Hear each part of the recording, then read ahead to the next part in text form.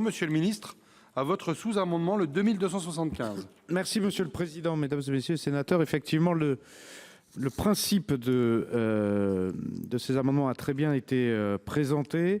C'est un sous-amendement néanmoins qui va plus loin puisqu'il permet à la fois d'avoir un montant unique, enfin, il permet une harmonisation surtout. Il y a un vrai sujet d'harmonisation. Aujourd'hui, vous avez 8 seuils de franchise différents.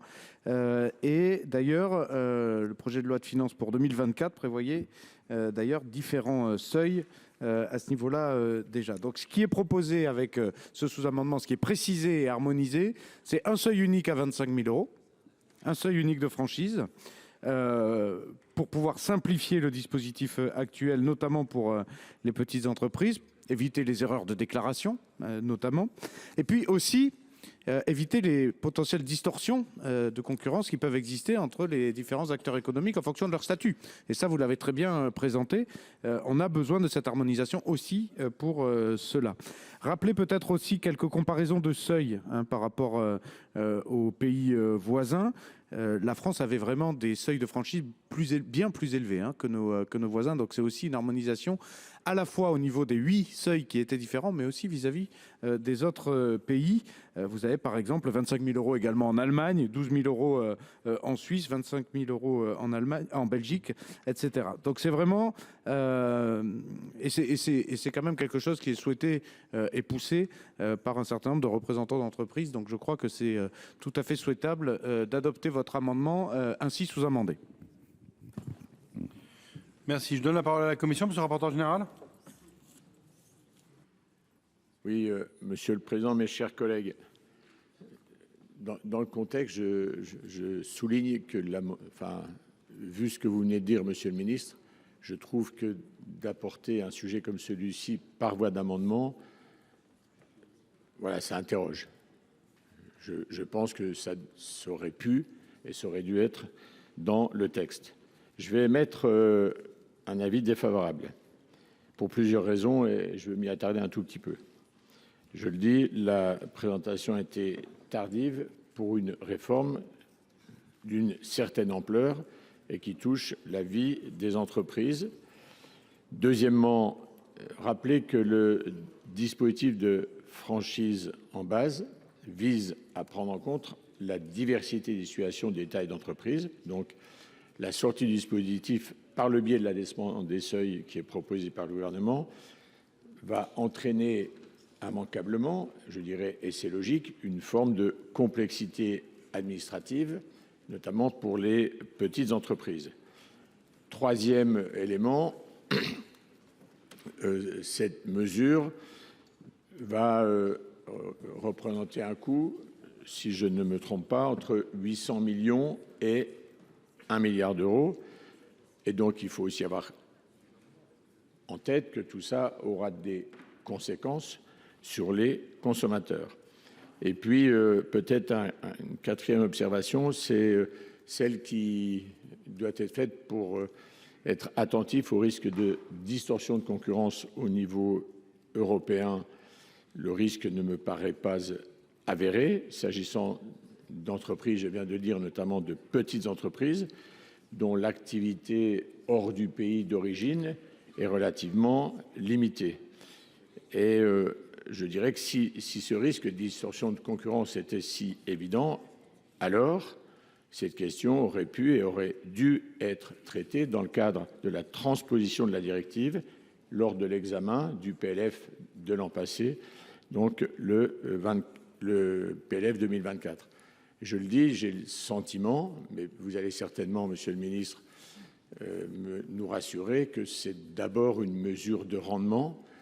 Et je le redis, je trouve que si c'est ce que je pressens, on n'est pas dans le bon timing. Je pense qu'il faut éviter de faire dans une forme de précipitation, d'ailleurs plus que d'urgence. Monsieur le ministre, je vous en prie. Oui, pour répondre au rapporteur général et à nouveau en soutien à cet amendement avec le sous-amendement du gouvernement, la complexité, monsieur le rapporteur général, c'est les 8 seuils aujourd'hui. C'est ça qui crée de l'incertitude, du risque fiscal pour nos petites entreprises. Et donc, honnêtement, un seuil de franchise unique à 25 000 euros, ça a un grand mérite de clarté. Un grand mérite de clarté là-dessus et de simplification. La distorsion de concurrence, on ne peut pas dire qu'elle n'existe pas. Elle existe plus ou moins en fonction de la géographie, en fonction des secteurs d'activité, en fonction du support commercial. Mais si vous prenez les entreprises frontalières, bah, ça compte beaucoup. Ça compte beaucoup le seuil de franchise de TVA. Donc pour elles, c'est vraiment important. Si vous prenez la vente en ligne, les choix d'offres commerciales en ligne, et vous savez que le commerce est de plus en plus en ligne, ça compte beaucoup, là pour le coup, les franchises de TVA. Si vous prenez le cas des sous-traitants des grands groupes, ça compte beaucoup aussi, les seuils de franchise de TVA. Donc tout ça, c'est pas neutre, du tout. Donc c'est pas une mesure de rendement à proprement parler. Il se trouve que ça contribue effectivement aux finances publiques. Ça, c'est vrai, vous avez raison de le dire. Par ailleurs, on a aussi besoin dans notre équation de ne pas regarder comme de côté les mesures qui permettent d'aider collectivement aussi notre pays à redresser ses comptes. Mais ce n'est pas la porte d'entrée de cette mesure. La porte d'entrée, et je le dis à nouveau, c'est demandé par beaucoup de représentants d'entreprises en fait, parce que ça crée aussi des distorsions entre les types d'entreprises. C'est ça aussi qu'il faut prendre en compte dans cette proposition d'amendement. Donc, honnêtement, harmoniser avec un taux plus en phase avec nos voisins européens, pour notamment les entreprises qui sont proches des pays voisins, harmoniser avec un seuil de franchise unique. Bon, moi je crois que c'est quand même une disposition qui va dans le bon sens. Après, le principe de TVA, je ne vous l'apprends pas, monsieur le rapporteur général, vous connaissez ça par cœur. Ça va pas pénaliser l'entreprise. Donc, effectivement, il faut faire attention à l'effet inflationniste que ça peut avoir sur les prix finaux. Mais je crois qu'on est quand même sur des dimensions, en tout cas ce qui est proposé dans l'amendement et le sous-amendement, sont quand même dans des dimensions diffuses qui permettent de ne pas mettre en difficulté le pouvoir d'achat des consommateurs avec cette mesure-là. La commission est défavorable. Monsieur le rapporteur général. Comment vous dire, monsieur le ministre? Moi, je sens bien que je le redis, une mesure de ce type, elle s'inscrit dans le PLF. Et la manière dont vous apportez par voie d'amendement et de sous-amendement, de mon point de vue, montre et dénote un doute sur l'acceptabilité de la mesure à cet instant. Je le dis, voilà, ça peut être dit calmement et sans polémique, puisque je suis, comme vous l'avez dit, enfin, on est quand même tous attentifs à la situation budgétaire et à l'état de nos comptes publics. On a assez attiré l'attention ici au Sénat depuis un certain temps, plus particulièrement cette année, mais je pense qu'il faut être attentif au message que finalement tout ça finit par envoyer au monde économique. Si on regarde dans la recherche de, j'ose pas dire d'équilibre, mais globalement des parts qui sont demandées dans la baisse de la dépense publique et des parts qui sont demandées dans des recettes nouvelles, dont des recettes fiscales, il faut être, je pense, équilibré, et il faut faire attention à ce que par les entreprises ne passe pas en même temps trop de mesures qui finissent par provoquer un phénomène parfois de découragement, que ce soit pas trop irritant, et une certaine forme de ras-le-bol. La parole est à monsieur le ministre. Moi, je partage en tout point ce que vous venez de dire, monsieur le rapporteur général. C'est pour ça que, sur un sujet de TVA, il faut bien être clair sur le fait que la TVA se déduit. Et qu'on n'est pas sur une pénalisation à proprement parler des entreprises, comme on augmenterait un taux d'impôt sur les sociétés ou comme on augmenterait des cotisations patronales. On n'est pas du tout dans ce type de débat-là. On est dans l'harmonisation des seuils de franchise de TVA. C'est vraiment pas la même chose. Je crois qu'il est temps... Alors, que ce soit mieux de le mettre en texte initial que par voie d'amendement, oui, bien sûr. Pas vous refaire l'article du calendrier de ce texte-là. Mais je pense vraiment que c'est une bonne mesure. C'est pour ça qu'il faut peut-être prendre le temps d'en discuter. C'est ce qu'on fait là. Regarder pourquoi est-ce que je considère que c'est nécessaire à ce stade. Qui est-ce que ça va impacter. Pourquoi est-ce que c'est demandé aussi par un certain nombre d'entreprises et de représentants d'entreprises. Il faut aussi les écouter. Cela a été, je crois, bien décrit dans les défenses d'amendements. Mais bon, c'est aussi l'avis des textes parlementaires que, par voie d'amendement, on puisse proposer de nouvelles choses, surtout quand, au cours de l'examen du texte, il y a eu des mesures adoptées qui, elles, allaient plutôt dans le sens des moindres recettes. Donc, vous avez souhaité adopter, notamment sous votre avis, monsieur le rapporteur général, par exemple, le fait que la TICFE n'aille pas au-delà du niveau avant crise. Je respecte par définition la délibération du Sénat. Là, vous avez une proposition à la fois d'harmonisation, de simplification et de contribution aux finances publiques. Je pense que, à mon avis, c'est utile à tous.